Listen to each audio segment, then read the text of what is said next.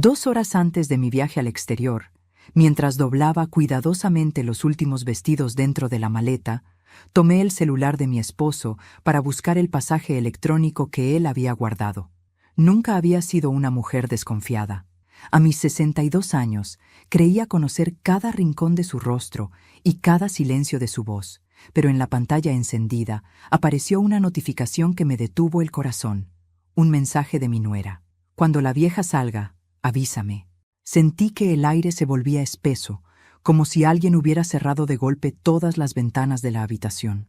Me quedé mirando esas palabras unos segundos interminables, esperando que desaparecieran, que se transformaran en otra cosa. No lo hicieron.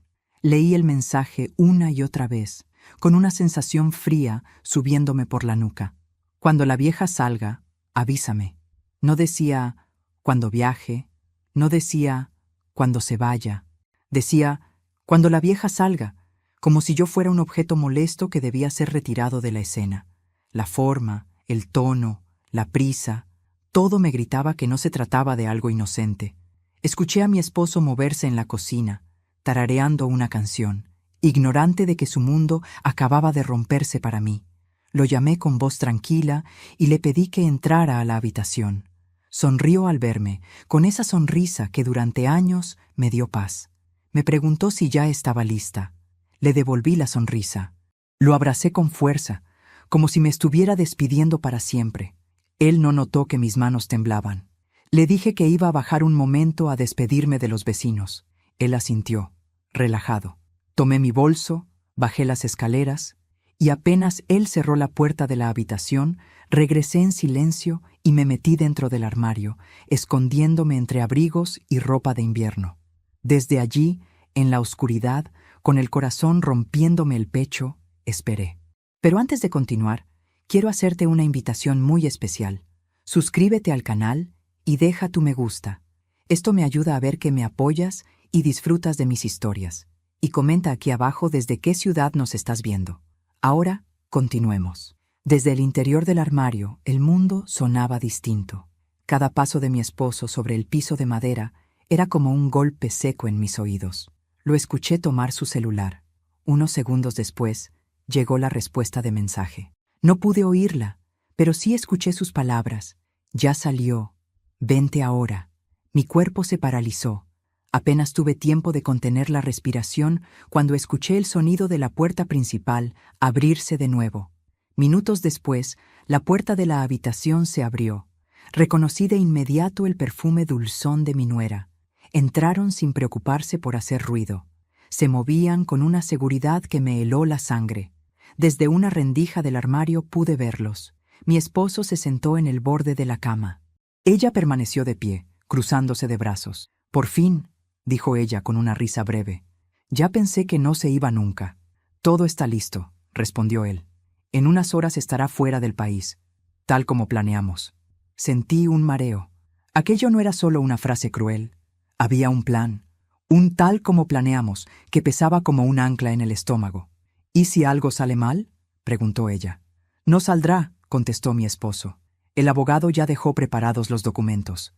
Apenas se vaya, iniciamos el trámite. Ella no sospecha de nada, añadió mi nuera. Como siempre, confiada.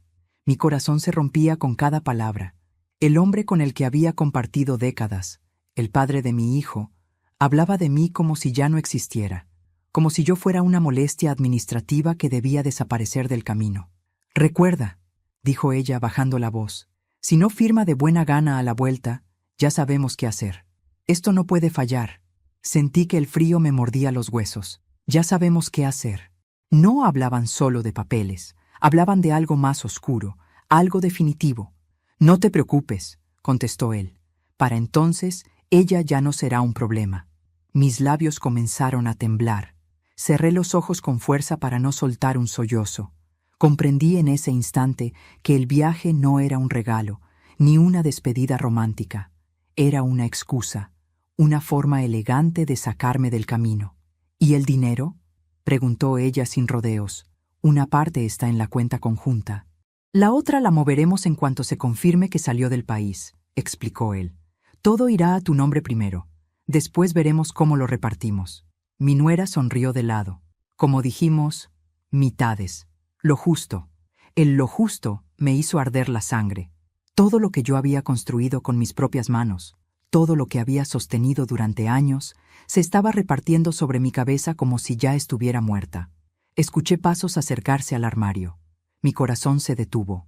Mi nuera abrió uno de los cajones cercanos. Buscaba algo. Luego volvió a alejarse. «Tenemos que darnos prisa», dijo ella. «No quiero que nadie nos vea juntos». «Tranquila», respondió mi esposo. «Ella ya no volverá a subir». Aquella frase fue una puñalada. Ella ya no volverá a subir. No decía, ya no volverá hoy. Decía, ya no volverá. Con una seguridad espantosa, como si ese armario fuera también mi ataúd. Escuché cómo tomaban algunos papeles del escritorio, cómo él revisaba la caja fuerte. Sus voces se mezclaban con el ruido de mi propia sangre en los oídos. Finalmente, se dirigieron a la puerta. «Avísame cuando confirmes el vuelo», dijo ella antes de salir. «Todo depende de eso». «Descuida», contestó él. «A partir de hoy, empieza nuestra vida de verdad». La puerta se cerró. El silencio cayó como una losa. Me quedé varios minutos sin poder moverme, con el cuerpo entumecido y los pensamientos chocando unos contra otros. Cuando por fin salí del armario, las piernas apenas me sostenían. Me senté en la cama, respirando con dificultad. Miré mi maleta abierta, los vestidos doblados con cuidado, los zapatos del viaje. Todo era una mentira. Tomé el celular de mi esposo, que había quedado sobre la mesa. Revisé los mensajes con mi nuera. No eran muchos, pero eran suficientes. Fechas, horarios, la palabra abogada, la palabra herencia, la palabra traslado. Nada era una interpretación mía. Todo estaba allí, desnudo, cruel. Aquel mensaje inicial ya no me temblaba en las manos. Ahora me quemaba. Comprendí, con una claridad que me hizo llorar de rabia, que estaba rodeada por dos personas en quienes había confiado ciegamente. Mi esposo y la mujer a la que yo misma había abierto la puerta de mi casa cuando llegó como novia de mi hijo. Me levanté despacio. Fui hasta el espejo del armario. Me vi reflejada allí, pálida, con los ojos rojos y el cabello revuelto. Una mujer de 62 años que, por primera vez en décadas, acababa de descubrir que su vida estaba en peligro. No grité, no enfrenté a nadie, no hice una escena. Cerré la maleta lentamente y, en silencio, tomé una decisión que cambiaría el destino de todos nosotros. Ellos creían que yo iba a salir rumbo al aeropuerto. Ellos creían que yo iba a desaparecer del juego. Ellos creían que yo ya estaba vencida. No sabían que acababa de esconderme en la oscuridad para ver su verdadero rostro. No sabían que ya no iba a huir. No sabían que, desde ese momento, yo también empezaba a planear, porque aquella tarde, 2 horas antes de mi supuesto viaje, no solo escuché una traición, escuché mi propia sentencia, y también el primer latido de mi venganza. Me quedé inmóvil durante varios minutos después de que la puerta se cerró. El eco de sus voces seguía vibrando en las paredes de la habitación, mezclado con el latido violento de mi propio corazón. Aún podía oler el perfume de mi nuera, dulce y empalagoso, flotando en el aire como una burla. Todo mi cuerpo temblaba, pero no de miedo solamente. Temblaba de rabia, de traición, de una incredulidad tan grande que me apretaba el pecho. Me obligué a respirar despacio. 1, 2, 3. Si salía ahora corriendo a enfrentarlos, si gritaba, si hacía un escándalo, todo mi plan moriría antes de nacer. No podía permitirme eso. Ellos creían que yo ya no volvería a subir a la habitación. Esa era mi única ventaja. Con manos torpes volví a esconderme dentro del armario. Sabía que mi esposo regresaría, y yo necesitaba escuchar más. No tardó mucho. Pasados unos 20 minutos, abrió de nuevo la puerta. Esta vez entró solo. Sus pasos eran apresurados. Murmuraba para sí mismo mientras revisaba papeles sobre el escritorio. «Todo listo, susurraba. «No puede fallar ahora». Desde la rendija del armario lo vi sacar un sobre manila y guardarlo dentro de la chaqueta. Luego tomó su celular y volvió a escribir. «Ya está hecho», dijo en voz baja. «En cuanto aborde, se activa todo». Mi estómago se contrajo con violencia. En cuanto aborde, todo dependía de que yo saliera rumbo al aeropuerto. Todo dependía de que yo desapareciera del escenario. El teléfono vibró. Él leyó en silencio. Sonrió. Esa sonrisa me heló la sangre más que cualquier grito. Tranquila, respondió. No sospecha nada, como siempre. Cerró la puerta con suavidad y se fue. Escuché sus pasos alejándose por el pasillo y luego el sonido del portazo principal. Me quedé sola. Salí del armario con el cuerpo entumecido. Me senté en el borde de la cama y me llevé las manos al rostro. Las lágrimas comenzaron a brotar sin permiso, silenciosas, calientes. No lloraba solo por mí. Lloraba por el hombre con el que había compartido casi 40 años de vida. Lloraba por el hijo que yo había traído al mundo y que ahora estaba unido a esta traición a través de su esposa. Lloraba por la ingenuidad que me había acompañado durante décadas, pero no podía seguir llorando. Tenía que entender. Fui al celular de mi esposo y empecé a revisar cada conversación con mi nuera. Había mensajes borrados, pero no todos. Encontré frases sueltas que ahora cobraban un sentido aterrador. Todo listo con la notaría. El abogado ya aseguró que no habrá problemas. Cuando salga del país, nadie podrá interferir. Es mejor así, por las buenas o por las malas. Por las malas. Sentí náuseas. Revisé también el historial de llamadas. Su nombre aparecía constantemente. Varias llamadas de madrugada. Mientras yo dormía a su lado, ellos planeaban cómo sacarme del camino. Corrí hasta el pequeño escritorio donde guardábamos documentos antiguos. Empecé a revisar carpetas, títulos de propiedad, estados de cuenta. Muchas cosas no estaban donde siempre habían estado. Algunos papeles importantes habían desaparecido. Entre ellos, los documentos del departamento que estaba a mi nombre y el de una casa en las afueras que yo había heredado de mis padres. Mi esposo ya había comenzado a borrar mis huellas de esta vida. Entonces entendí algo aún más aterrador. No planeaban solo quedarse con el dinero. Planeaban dejarme sin identidad, sin respaldo, sin un lugar al cual regresar cuando volviera de ese viaje, si es que volvía. El teléfono volvió a vibrar. Era un mensaje de la nuera. ¿Ya salió? Mi esposo respondió casi de inmediato. En 1 hora, lo confirmo. 1 hora. Tenía 1 hora para decidir qué hacer con el resto de mi vida. Mis piernas flaquearon. Fui hasta el baño y me enjuagué el rostro con agua fría. Me miré al espejo. La mujer que me devolvía la mirada estaba pálida. Sí, pero en sus ojos comenzaba a arder algo nuevo. Ya no era solo miedo. Era una decisión que empezaba a tomar forma. Regresé a la habitación y abrí la maleta. En lugar de cerrarla, saqué varias cosas: ropa, documentos personales, mi pasaporte. Volví a guardar el pasaporte en su lugar. Si desaparecía ahora sin más, ellos sabrían que yo había descubierto algo. No podía huir como una asustada. Debía huir como una viajera obediente. Tomé solo una cosa de la maleta, una bufanda que siempre llevaba en mis viajes. La guardé en el bolso. Luego dejé todo exactamente como estaba. A los pocos minutos escuché el sonido del auto encenderse afuera. Mi esposo regresaba para llevarme al aeropuerto. Mi corazón comenzó a golpear con violencia. Me senté en la cama y respiré hondo varias veces. Tenía que actuar. Tenía que fingir. Tenía que seguir viva dentro de su mentira por un poco más. Entró con una sonrisa. ¿Lista?, preguntó. «Lista», respondí con voz suave. Se acercó y me abrazó. Por primera vez en décadas, su abrazo me dio asco. Sentí náuseas, pero me contuve. Cerré los ojos y apoyé la cabeza en su pecho fingiendo cansancio. «Este viaje te hará bien», dijo. «Descansa, te lo mereces. Descansa». Qué palabra tan cruel en su boca. Salimos de la casa, subimos al auto. Durante el trayecto habló de cosas triviales, del tráfico, del clima en el país al que supuestamente iba. Yo asentía en silencio. Mi mente estaba en otra parte, calculando, midiendo cada movimiento. A pocas calles del aeropuerto, fingí un mareo. «Me siento mal», susurré llevándome la mano al pecho. «Creo que necesito ir al baño». Se alarmó. «¿Quieres que regresemos?» «No», mentí. «Déjame aquí en esta estación. Voy un momento y te aviso cuando esté mejor».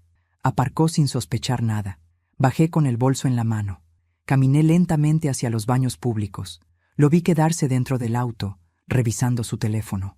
Sabía que en cuanto yo desapareciera de su vista, le escribiría a su nuera. Entré al baño, pero no me quedé allí. Salí por la puerta trasera de la estación y tomé un taxi que pasaba en ese momento. «Lléveme a esta dirección», le dije dándola de una vieja amiga. Mientras nos alejábamos, vi el auto de mi esposo hacerse pequeño en el espejo retrovisor. Él aún creía que yo estaba dentro de esa estación, obediente, vulnerable, a punto de abordar el vuelo que sellaría mi destino. En pocos minutos, su celular vibraría con el mensaje que tanto esperaba. Ya salió. Pero esa vez no saldría la mujer que él creía. Esa vez saldría la mujer que ya lo había descubierto todo. Y mientras el taxi avanzaba, comprendí algo con una claridad escalofriante. Ellos no solo planeaban robarme, planeaban borrarme, dejarme sin nombre, sin bienes, sin hogar, para que nadie preguntara por mí cuando ya no estuviera. Apreté la bufanda contra mi pecho, como si fuera un amuleto. «No van a lograrlo», susurré, porque desde ese instante ya no era solo una esposa traicionada escondida en un armario. Ahora era una mujer que había visto su propia sentencia y estaba dispuesta a escribir, con sangre fría, el contraataque. El taxi avanzaba por la avenida como si me arrancara de una vida que, hasta hacía solo unas horas, yo creía conocer. Miraba por la ventana con los ojos ardiendo, viendo pasar las mismas calles que había recorrido durante décadas, pero ahora todo parecía ajeno, distante, como un decorado que ya no me pertenecía. En el bolso llevaba apenas unas monedas, mi bufanda y mi documento. Todo lo demás, mi casa, mis ahorros, mis recuerdos materiales, seguía en manos de quienes planeaban desaparecerme. Llegué a casa de Clara, mi amiga de juventud, cuando el sol empezaba a caer. Al abrirme la puerta me miró con sorpresa. No esperaba verme a esa hora, sin previo aviso y con ese temblor que no pude esconder. «Pasó algo terrible», le dije apenas crucé el umbral. «No necesito más». Me llevó a la cocina, me sirvió un té caliente y se quedó en silencio mientras yo intentaba ordenar las palabras. Le conté todo: el mensaje, el armario, la conversación, el plan, el auto detenido frente a la estación. Cuando terminé, Clara llevaba las manos en la boca, pálida. «Te quieren dejar en la calle, o algo peor», susurró. «Eso mismo entendí yo», respondí. Me ofreció quedarme todo el tiempo que necesitara. Acepté sin orgullo. Esa noche dormí en un sofá estrecho, abrazada a la bufanda como si fuera una cuerda de salvación. Pero no fue un descanso tranquilo. Dormí a saltos, soñando con papeles que ardían, con puertas que se cerraban, con voces que decían mi nombre desde muy lejos. Al amanecer, mi celular, que había permanecido apagado, vibró. Encendí la pantalla con el corazón en la garganta. Tenía varios mensajes de mi esposo. «¿Dónde estás? Ya deberías haber llegado. Respóndeme». Sonreí con amargura. Él creía que yo estaba en otro país. Creía que su plan avanzaba sin obstáculos. Apagué el teléfono de nuevo. Aún no era el momento de hablar. Pasé esa mañana recordando, con un dolor nuevo en el pecho, todo lo que había construido a lo largo de mi vida. Yo no había sido una esposa cómoda. Había sido una mujer que trabajó desde joven, que levantó negocios pequeños, que ahorró centavo a centavo. La primera tienda la abrí con mis propias manos cuando mi esposo aún soñaba con proyectos que nunca concretaba. Yo puse el dinero inicial. Yo firmé los primeros contratos. Yo estuve de pie cuando todo parecía caerse. La casa en la que vivíamos había sido comprada con mis ahorros. El pequeño edificio de departamentos que luego alquilamos también fue una decisión mía. Yo había heredado un terreno de mis padres y lo había vendido para invertirlo. Cada ladrillo de esa prosperidad llevaba mis madrugadas sin dormir, mis dedos cansados contando cuentas, mis renuncias. Y sin embargo, con el paso de los años, los papeles comenzaron a cambiar de nombre sin que yo lo notara. «Es solo por facilidad», me decían, «por trámites, por impuestos». Yo confié, siempre confié. Mi esposo se fue volviendo un hombre distinto. Ya no hablaba de trabajo con entusiasmo, hablaba de dinero con desesperación. Y mi nuera, desde que llegó a la familia, el ambiente se volvió más denso. Ella traía una ambición que no disimulaba. Siempre preguntaba, siempre calculaba, siempre opinaba sobre cosas que nunca le pertenecieron. Recordé con claridad una conversación de años atrás, cuando aún creía que todo era normal. Estábamos sentadas en la sala. Ella miraba mis cuadros, mis muebles. Algún día todo esto será de nosotros, dijo sonriendo. Yo creí que era una broma. Sonreí también. Hoy comprendía que nunca fue una broma. Me quedé varios días en casa de Clara sin salir. Observaba el mundo desde la ventana como si ya no me perteneciera. El teléfono no dejaba de vibrar. Mensajes de mi esposo, de mi hijo, incluso de mi nuera, que fingía preocupación. Mamá, ¿por qué no respondes? Nos tienes muy inquietos. Solo queremos saber si llegaste bien. Los ignoré todos, hasta que recibí uno que me obligó a reaccionar. Venía de un número desconocido. Se iniciaron ya los trámites. Si no regresas, todo quedará a nombre de tu esposo. Es lo que la ley permite. Era de la notaría. Sentí un vuelco en el estómago. Aquello confirmaba mis sospechas. Habían comenzado el proceso para borrarme legalmente. El supuesto viaje se estaba usando como prueba de abandono, de ausencia prolongada. Me estaban quitando la vida sin tocarme el cuerpo. Ese día comprendí que no bastaba con esconderme. Tenía que volver, pero no como la mujer engañada. Tenía que volver como testigo. Llamé a un viejo conocido, un contador que había trabajado conmigo en mis primeros negocios. Le conté todo. Se quedó en silencio largo rato, y luego me dijo algo que me heló aún más la sangre. Hace meses que tu esposo mueve dinero a cuentas a las que tú ya no tienes acceso. Todo está preparado para dejarte sin nada, legalmente. Quieren que parezca que yo me fui por voluntad propia, susurré. Exactamente. Esa misma tarde, él me ayudó a revisar mis antiguos documentos guardados en archivos digitales. Allí estaban mis firmas originales, mis contratos, mis inversiones iniciales, pruebas de que todo aquello había sido mío antes de ser compartido. Aquellos archivos se convirtieron en mi primer escudo. Pasé noches enteras imprimiendo papeles, clasificándolos, ordenando pruebas. Cada documento era una parte de mi historia que habían intentado borrarme. Cada firma un latido de mi pasado que se negaba a morir. Recordé entonces también otras señales que había ignorado. El día que mi nuera insistió en que yo viajara para descansar. El modo en que de pronto mi esposo se encargaba de todos los trámites. La rapidez con que me alejaron de decisiones importantes. Todo había sido una preparación lenta, silenciosa. Habían necesitado meses, tal vez años. Yo solo había necesitado un mensaje. Una tarde, mientras revisaba viejas carpetas, encontré algo que terminó de abrirme los ojos. Un contrato de préstamo firmado por mi esposo a favor de una empresa fantasma. Como aval, figuraba una de mis propiedades. Yo jamás había firmado aquel documento. Y sin embargo, allí estaba mi nombre impreso, falsificado. La traición ya no era solo moral, era también criminal. Esa noche no lloré. Me senté en silencio frente a la mesa, con todos los papeles esparcidos como un rompecabezas siniestro. Comprendí que mi esposo ya no era solo un hombre engañado por una mujer ambiciosa, era un cómplice, tal vez desde hacía mucho más tiempo del que yo estaba dispuesta a aceptar. Pensé en mi hijo, en el niño que alguna vez se durmió abrazado a mi pecho, en el adulto que ahora estaba unido a todo aquello a través del silencio. No sabía aún cuánto sabía él, pero su silencio hasta ese momento también pesaba. Al quinto día de esconderme, recibí otra notificación de la notaría. El proceso avanzaría en mi ausencia. Tenía pocas horas antes de que ciertos cambios legales se volvieran irreversibles. Tomé una decisión dolorosa. Volvería a casa, pero no regresaría como la mujer que partió rumbo al aeropuerto. Volvería como una sombra que nadie espera, callada, atenta, fingiéndose todavía ciega, débil, confiada.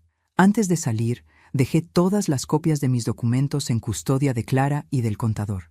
Si algo me pasaba, ellos sabrían exactamente a quién acudir. Cuando el taxi se detuvo frente a mi propia casa, sentí un escalofrío recorrerme la espalda. Esa casa que un día fue mi refugio ahora era un territorio enemigo. Bajé con calma. Abrí la puerta con mi llave de siempre. El silencio me recibió como un golpe. Mi esposo no estaba. Tampoco mi hijo ni mi nuera. Todo parecía ordenado, demasiado ordenado. Subí lentamente a la habitación. Me acerqué al armario, al mismo lugar donde había escuchado mi sentencia. Lo miré largo rato. Respiré hondo. «Todavía estoy aquí», murmuré. «Y ahora sé quiénes son». Me senté en la cama y esperé, porque la mujer que había salido rumbo a un viaje no regresaría. Pero la mujer que volvía ahora Ya no estaba dispuesta a ser robada ni borrada de su propia historia. Regresé a mi propia casa como quien entra a una escena del crimen. Nada estaba fuera de lugar, y precisamente por eso todo me resultaba sospechoso. El aire olía igual, los muebles estaban en la misma posición, mis plantas regadas, las cortinas corridas como siempre. Era la imagen perfecta de una normalidad cuidadosamente ensayada. Pero yo ya no era la misma mujer que había salido de allí rumbo a un supuesto viaje. Me moví en silencio por cada habitación, tocando las paredes como si necesitara asegurarme de que aún eran reales. En la cocina, la mesa estaba puesta para dos. Dos. Ya no me esperaban. Aquello me dolió más de lo que imaginé. Pero el dolor ya no me paralizaba. Ahora me empujaba. Subí a mi habitación. Mi maleta seguía allí, tal como la había dejado. La abrí con calma. Todo intacto. Cerré despacio. Ellos creían que yo estaba a cientos de kilómetros, cruzando fronteras. Yo estaba en el corazón mismo de su trampa. Lo primero que hice fue revisar la caja fuerte. Conocía la combinación. La había usado durante años, pero ahora no se abrió. Probé de nuevo. Nada. Sonreí con amargura. Habían cambiado el código. Mi propio hogar ya no me pertenecía. Fui entonces al estudio, donde mi esposo solía guardar papeles viejos. Comencé a revisar cajones uno por uno. Encontré carpetas incompletas, sobres vacíos, contratos mutilados. Había un vaciamiento metódico. Sabían exactamente qué llevarse y qué dejar para no levantar sospechas. En uno de los cajones inferiores, detrás de antiguas facturas, hallé algo que no esperaban que yo recordara. Un disco duro externo viejo, de los primeros que usábamos para respaldar información del negocio. Lo conecté a la computadora con manos temblorosas. Tardó en arrancar. Pensé que no funcionaría, pero finalmente apareció la carpeta con fecha de hacía más de 10 años. Allí estaba todo. Mis contratos originales, mis inversiones, transferencias en las que figuraba solo mi nombre, movimientos bancarios que luego habían sido reorganizados. Era la historia completa de cómo lo que había sido mío pasó lentamente a ser nuestro, y después solo de él. Copié cada archivo en una memoria nueva que llevaba conmigo. Ese fue el primer ladrillo de mi venganza. No tardaron en volver. Escuché el auto de mi esposo detenerse en la cochera. Me senté en la sala. Respiré hondo y me obligué a temblar un poco, como solía hacerlo cuando estaba nerviosa. Entró con sobresaltada falsa alegría. «¡Pero estás aquí!», exclamó. «Pensé que ya estarías en el aeropuerto». Me sentí mal en el camino. Dije con voz débil. «Mareos». Regresé. Su rostro palideció apenas una fracción de segundo, lo suficiente para que yo lo notara.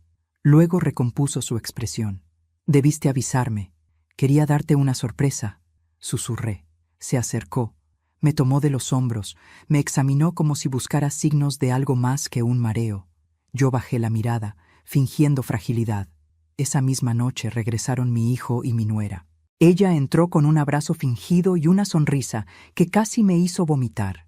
«¡Qué susto nos diste!», dijo. «Creímos que ya estabas viajando». «El cuerpo me traicionó», respondí. «Supongo que la edad». Ella sonrió con dulzura venenosa. «Hay que cuidarte más, mamá». Su manera de decir «mamá» era ahora una burla. Durante los días siguientes comencé a actuar como la mujer que ellos necesitaban que yo fuera. Cansada, confundida, dependiente. Olvidaba cosas a propósito. Preguntaba 2 veces lo mismo. Fingía dolores. Dejé que creyeran que mi mente también empezaba a fallar. Vi en sus ojos cómo se relajaban poco a poco. Mientras tanto, recogía migajas de verdad. Dejaba mi celular grabando cuando salía de la habitación. Tomaba fotografías de documentos que ellos no sabían que yo aún podía encontrar. Escuchaba detrás de puertas entreabiertas. Una noche oí claramente a mi nuera decirle a mi esposo: «Tenemos que acelerar. No puede estar así mucho tiempo». «Si empieza a sospechar». «No sospecha», respondió él. «Está cada vez más débil». Sentí un nudo en el estómago. Ellos no me veían como una persona. Me veían como un trámite que debía cerrarse pronto. También empecé a revisar la basura. Sí, la basura. Guantes puestos, bolsas una por una. Al tercer día encontré un sobre roto con el logo de una notaría distinta a la que yo conocía. Dentro quedaba una hoja con un nombre tachado, el mío, y debajo, el nombre de mi esposo como único propietario de una de mis antiguas propiedades. Lo guardé en silencio. Otra noche encontré una copia arrugada de un poder legal donde figuraba la firma de mi nuera como apoderada de mi esposo. Aquello confirmaba algo aún más profundo. Ella no solo planeaba conmigo como obstáculo, ella manejaba muchos de los hilos. Ese día comprendí que mi hijo llevaba meses, quizás años, mirándose el ombligo en medio de una guerra que otros peleaban por él. Y mi esposo había decidido hace tiempo de qué lado estaba. Una tarde fingí un desmayo real. Me dejé caer suavemente en la cocina, lo suficiente para alarmarlos, no para dañarme. Corrieron hacia mí. Mi nuera fue la primera en ofrecerme agua. «Déjala, yo me encargo», dijo mi esposo. «Llamaré al médico». Yo abrí apenas los ojos, respirando con dificultad. «No quiero hospital», murmuré. Mi nuera inclinó el rostro sobre el mío. «Un té caliente te ayudará», susurró. Aquella frase me heló la sangre. La observé ir a la cocina, preparar la taza. Vi cómo colocaba algo diminuto en el fondo. Mis manos temblaron, pero mi rostro siguió siendo de una mansedumbre perfecta. Trajo la taza. «Bebe, mamá». La tomé. Acerqué los labios y fingí beber. Apenas dejé que el líquido rozara mi boca. Cuando nadie miraba, la derramé sobre el plato de flores que tenía junto a la ventana. Aquel mismo día llevé una muestra a un laboratorio privado. 2 días después, el resultado llegó a mi correo electrónico. Sedante de uso hospitalario. Mis sospechas ya no eran sospechas, eran una certeza. Esa noche lloré en silencio dentro del baño para que nadie me escuchara. Lloré por la traición, por el peligro, por la mujer en la que me había convertido para sobrevivir. Pero también sentí algo nuevo, terrible, poderoso. Ya no tenía dudas. Y cuando una mujer deja de dudar, también deja de tener miedo. A partir de entonces, mi plan cambió de forma. Ya no se trataba solo de salvarme. Se trataba de desenmascararlos, de hacer que se hundieran en su propia red. Comencé a llamar en secreto a 2 personas clave, al contador que había trabajado conmigo toda la vida, y a un abogado penalista recomendado por él. A ambos les conté solo una parte por teléfono, lo suficiente para que entendieran que aquello era grave, muy grave. «Necesito pruebas», me dijeron. «Las tendrán», respondí, y las tendría, porque ya no solo escuchaba. Ahora observaba, registraba y aguardaba con paciencia la oportunidad perfecta. Ellos creían que yo era una anciana cansada, a punto de desaparecer lentamente. No sabían que me estaba convirtiendo, día a día, en la mujer más peligrosa de sus vidas, porque cuando una víctima deja de suplicar, comienza a planear. Y mi venganza ya había dado su primer paso firme. El vidrio de la ventana del baño aún estaba húmedo por las lágrimas que no me había permitido soltar en voz alta. Me miré al espejo largo rato después de recibir el resultado del laboratorio. Aquel sedante no solo confirmaba mis sospechas, confirmaba que mi vida ya no estaba en peligro algún día. Estaba en peligro ahora. Volví a borrar el correo del análisis. Guardé la copia impresa dentro del forro de una almohada vieja y salí del baño con el rostro lavado y la máscara de siempre bien colocada. Esa noche, durante la cena, ninguno de los 3 habló de más. Mi esposo picaba la comida con ansiedad disimulada. Mi nuera revisaba su celular una y otra vez. Y mi hijo observaba el plato sin levantar la vista. No sabía cuánto sabía él, pero sabía algo. Estaba eligiendo no preguntar. Yo comí despacio. Cada bocado era un acto de desafío silencioso. Al día siguiente fingí una recaída. Me quedé en cama. Gemí. Dije que me dolía todo el cuerpo. Dejé que mi nuera tomara control de la casa, que organizara mis horarios, mis comidas, mis medicinas. Necesitaba que se confiara del todo, que creyera que yo ya no representaba ningún obstáculo. «Mamá, tienes que obedecer», me dijo con tono dulce. «Ya no estás para tomar decisiones sola». «Tienes razón, hija», respondí bajando la mirada. «Estoy cansada», lo dijo satisfecha, como una reina que por fin ve caer al enemigo. Ese mismo día, cuando todos salieron de la casa, me levanté de la cama en silencio. Saqué la segunda memoria que llevaba cosida en el dobladillo de un abrigo antiguo. Allí estaba todo, Audios, fotografías, resultados del laboratorio, documentos falsificados, transferencias bancarias. Era un infierno ordenado en carpetas. Fui al cuarto del despacho y volví a revisar la caja fuerte. No insistí más. Ahora sabía que el material más valioso ya no estaba allí. Ellos creían que tenían el control porque tenían las llaves. No sabían que yo tenía las pruebas. A las 4 de la tarde, mi nuera regresó antes de lo habitual. Subí el volumen del televisor y dejé el celular grabando en la mesa de la sala. Fingí estar adormecida en el sillón. Ella habló por teléfono, creyéndose sola. Sí, ya casi, susurró. El sedante la tiene cada vez peor. No va a resistir mucho. No, no sospecha nada. Todo está bajo control. Sentí que un escalofrío recorrió mi espalda, pero no me moví. El abogado dijo que apenas esté incapacitada, el poder entra en vigor. Continuó. Sí, todo quedará en nuestras manos. Colgó. Yo seguí respirando despacio. Cada palabra que había dicho estaba grabada. Esa fue la noche en que tomé la decisión final. Ya no bastaba con exponer documentos. Ya no era solo traición económica. Era intento de homicidio. Y eso debía pagarse como tal. No con gritos, no con lágrimas, con justicia. 2 días después fingí aceptar el control absoluto. Quiero que tú te encargues de todo, le dije a mi nuera. Ya no tengo fuerzas. Sus ojos se iluminaron con un brillo que apenas logró ocultar. Claro, mamá, todo por tu bien. Le pedí que fuera ella quien guardara mis medicinas, quien administrara mis horarios, quien supervisara mis comidas. Le di exactamente el poder que creía que ya tenía, pero ahora bajo mi propio plan.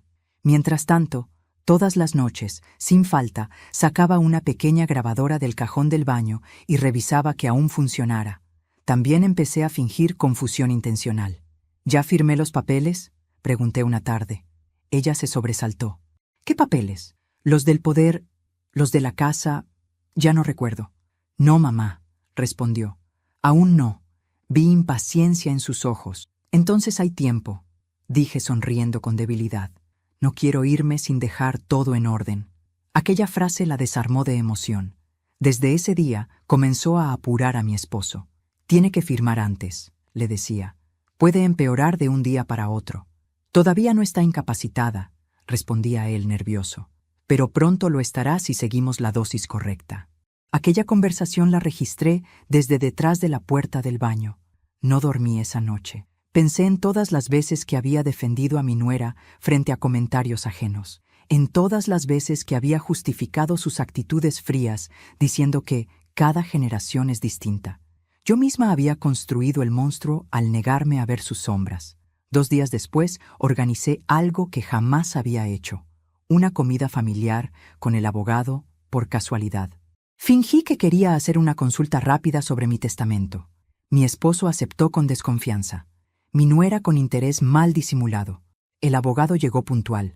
Yo actué con torpeza. Tengo miedo de no dejar las cosas claras, dije. No quiero problemas después. Es sabio pensar eso con tiempo, respondió él. Yo puedo encargarme de todo. Intervino mi nuera con rapidez. Por ahora no es necesario, dijo el abogado. La señora aún está plenamente consciente. Mi nuera apretó los labios. Fue entonces cuando fingí marearme frente a todos. Me siento muy mal, susurré. Mi esposo se levantó de golpe. Mi nuera corrió por agua. Es la presión, dijo ella. Está bajando mucho. El abogado observó con atención mi temblor fingido. Sería prudente hacer unos estudios neurológicos, dijo, antes de que firme cualquier cosa. El rostro de mi nuera se tensó. No es necesario, respondió rápido.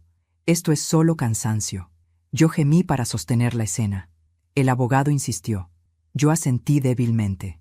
Aquel incidente hizo que ella se desesperara. Esa misma noche la escuché discutir con mi esposo a gritos ahogados. Se nos va el tiempo, decía.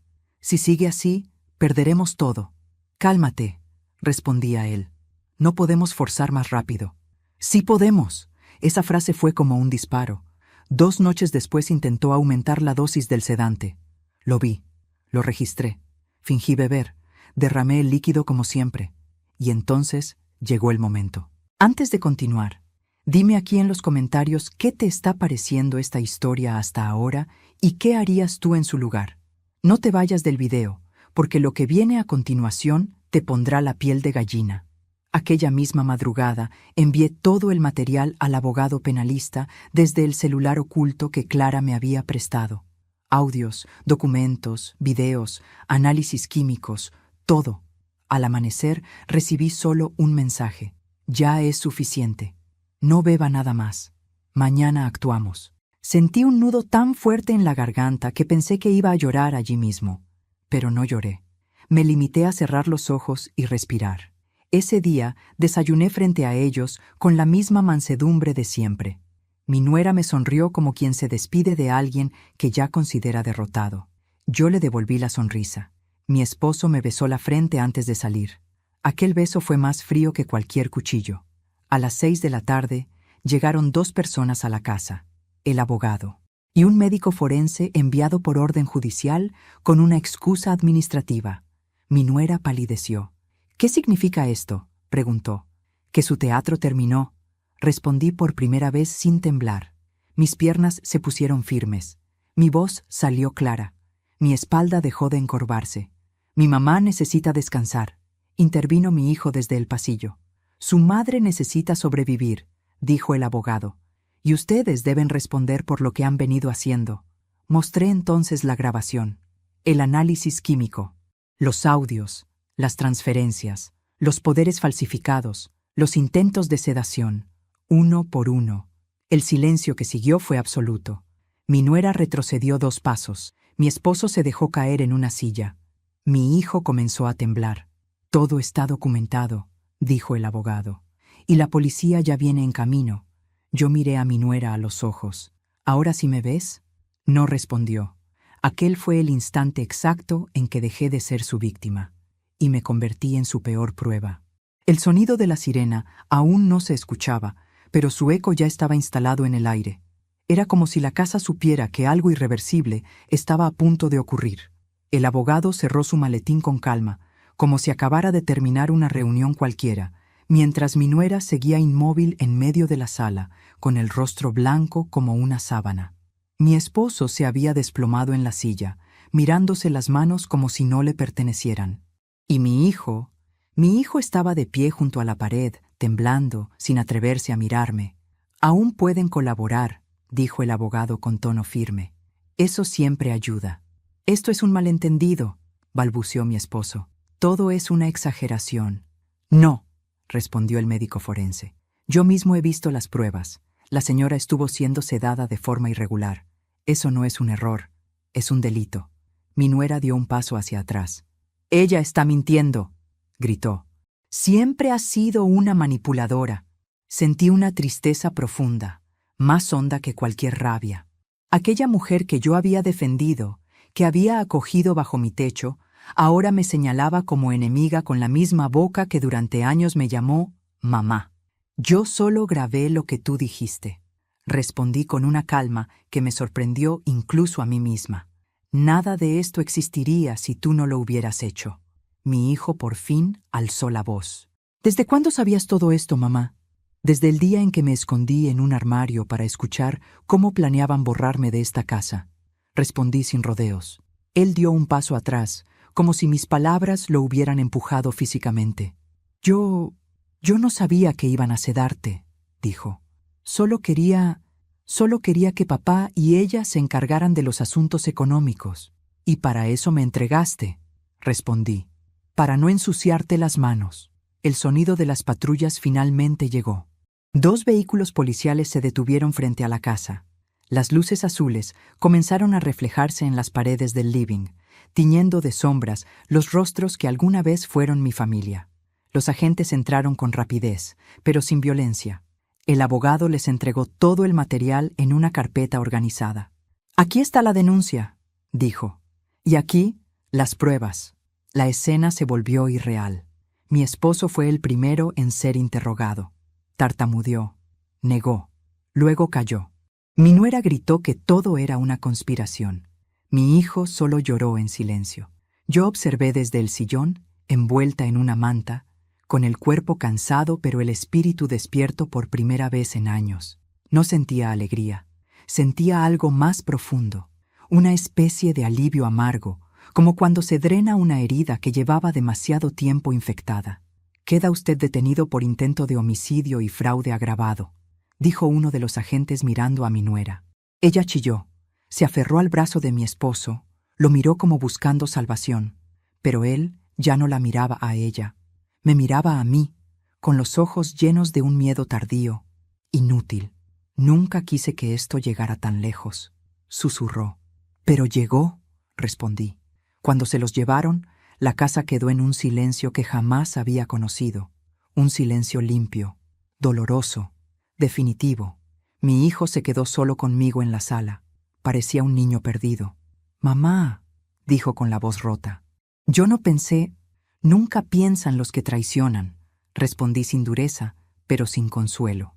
Esa noche dormí sola en la habitación donde todo había comenzado. Por primera vez no tuve miedo al armario. Lo abrí, saqué la ropa, la toqué sin temblar, encendí la luz del velador y me senté en la cama. No lloré, no recé, solo respiré. Al amanecer, la casa se llenó de funcionarios, fiscales, asistentes sociales, peritos. Comenzaron a revisar documentos, a tomar muestras, a fotografiar cada rincón. El pasado se transformaba en expediente, y yo, de pronto, era la principal testigo de una historia que jamás quise vivir. Me llevaron a una clínica para nuevos estudios. Ahí confirmaron lo que el laboratorio privado ya había revelado. Durante semanas había sido sedada lentamente. No en dosis letales, pero sí progresivas. Lo suficiente para debilitarme, confundir mis reflejos, hacerme parecer incapaz. Aquello había sido parte del plan legal para declararme incompetente. Un error más en la dosis, y hoy no estaría aquí, dijo el médico con seriedad.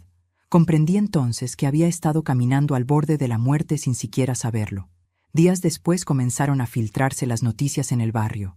Vehículos frente a mi casa, vecinos murmurando, miradas curiosas.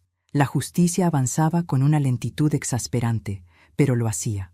Mi esposo y mi nuera fueron formalmente imputados. Fraude, falsificación de documentos, administración desleal, intento de envenenamiento. La lista de cargos parecía interminable. Mi hijo quedó en libertad porque, aunque había sido cómplice pasivo, no había participado activamente según las pruebas. Aún así, el daño ya estaba hecho. Cuando lo visité por primera vez después de todo, me miró como se mira a alguien que ya no se puede recuperar. «¿Me odias?», preguntó. «No», respondí con un suspiro. «El odio exige demasiado esfuerzo. Solo me duele». Se tapó el rostro con las manos y lloró como un niño pequeño. Yo no lo abracé. Ya no era tiempo de consolar. Era tiempo de enfrentar. Una tarde recibí una llamada del abogado. «Tenemos suficiente para avanzar a juicio», me dijo. «Pero hay un detalle más. La herencia que ellos pretendían quedarse tiene cláusulas antiguas a su favor que nunca se anularon. Usted sigue siendo la principal propietaria de casi todo». Sentí que me faltaba el aire. «¿Cómo es posible?». «Porque usted fue más cuidadosa de lo que creía», respondió. «Su joven versión protegió mejor a su yo futuro de lo que imagina». Colgué con lágrimas en los ojos, no de alegría, de justicia tardía. Sin embargo, aún faltaba el último acto, aquel que cerraría por completo el círculo, el juicio público, la mirada frente a frente, la caída final, porque a veces la justicia no solo necesita pruebas, también necesita rostros, y yo estaba lista para mostrar el mío sin bajar la mirada. El día del juicio amaneció gris, como si el cielo también cargara con el peso de lo que estaba por ocurrir. Me vestí despacio, con las manos firmes, pese al temblor que llevaba por dentro. No era miedo, era memoria. Cada paso hacia el tribunal era un recuerdo que regresaba pidiendo respuesta. Cuando entré a la sala, sentí decenas de miradas caer sobre mí. Algunas de curiosidad, otras de morbo. Yo solo buscaba dos. Mi esposo estaba sentado junto a mi nuera, ambos escoltados. Él había envejecido 10 años en unos meses. Ella aún sostenía el mentón en alto, como si se negara a aceptar que su reino de mentiras estaba a punto de desmoronarse en público. Mi hijo se encontraba en la última fila. No levantó la vista cuando pasé frente a él. El fiscal comenzó a exponer el caso con voz clara. Cada palabra era un golpe seco en la sala. Presentó los documentos falsificados, las transferencias, los audios, los análisis de laboratorio, los registros médicos. Cuando reprodujo el audio, donde mi nuera decía que el sedante ya me tenía cada vez peor, escuché un murmullo recorrer el público. Ella apretó los puños. Mi esposo cerró los ojos. Luego llegó mi turno. Me levanté con las piernas pesadas, pero con la espalda recta. Caminé hasta el estrado sintiendo cómo mi vida entera desfilaba por delante. Conté todo: el mensaje en el celular, el armario, la conversación, el supuesto viaje, la sedación, el regreso en silencio, la recopilación de pruebas. No lloré, no grité. Dije la verdad como quien relata un hecho inevitable. Cuando terminé, el juez guardó silencio unos segundos que se hicieron eternos. «Señora», dijo finalmente, «su testimonio ha sido claramente corroborado por las pruebas. Puede sentarse». Al volver a mi lugar, sentí las piernas flaquear, pero algo más fuerte me sostuvo: la certeza de que ya no podían negar nada. Mi nuera pidió la palabra. Se levantó con el rostro endurecido. «Todo esto es una exageración», dijo. Yo solo intentaba ayudarla. Ella siempre ha sido inestable. El juez ordenó reproducir el video donde se la veía colocando el sedante en mi taza. La sala quedó muda. Mi esposo intentó hablar después. Dijo que había sido manipulado, que no sabía nada, que solo quería proteger a su hijo. El fiscal mostró entonces los documentos firmados por él, las transferencias autorizadas por él, los mensajes enviados por él. No quedaba nadie más a quien culpar. Al final de la audiencia, el juez dictó prisión preventiva para ambos mientras se resolvía la condena definitiva. Los agentes se acercaron. Cuando le colocaron las esposas a mi nuera, sus ojos me buscaron con una furia que ya no me tocaba. Pasó junto a mí sin decir palabra. Mi esposo, en cambio, se detuvo un segundo. «Nunca pensé que llegarías tan lejos», susurró. «Nunca pensé que llegarías tan bajo», respondí. Esa noche, al salir del tribunal, respiré el aire frío como si fuera la primera vez. La verdad ya no estaba escondida. Ya no estaba en mi bolso, ni en una memoria, ni en un cajón. Estaba a la vista de todos, y por primera vez en mucho tiempo, sentí que la oscuridad había perdido su último refugio. El silencio que quedó después del juicio ya no era el mismo. Ya no pesaba, ya no asfixiaba. Regresé sola a la casa aquella noche, por primera vez sin esposo, sin nuera, sin el miedo de que alguien controlara mis pasos. Cerré la puerta lentamente detrás de mí y comprendí que ese sonido ya no significaba encierro, significaba libertad. A la mañana siguiente, el abogado me confirmó lo que durante meses parecía imposible. Los bienes volvían legalmente a mi nombre. La casa, las cuentas, las propiedades, todo aquello que habían intentado quitarme regresaba a mí. No sentí euforia, sentí identidad, como si por fin mi nombre hubiese vuelto a ocupar su lugar. Días después, mi hijo pidió verme. Dudé mucho antes de aceptar. Nos encontramos en un café lejos de todo lo vivido. Lo vi derrotado, envejecido por la culpa. «Fui cobarde, mamá», dijo con la voz rota. «Eso ya lo sé», respondí. «Lo único que importa ahora es qué harás con esa cobardía». Me dijo que se iría lejos, que quería empezar de nuevo. Lo dejé ir sin reproches, sin abrazos. A veces el amor no se rompe con gritos, se rompe en silencio.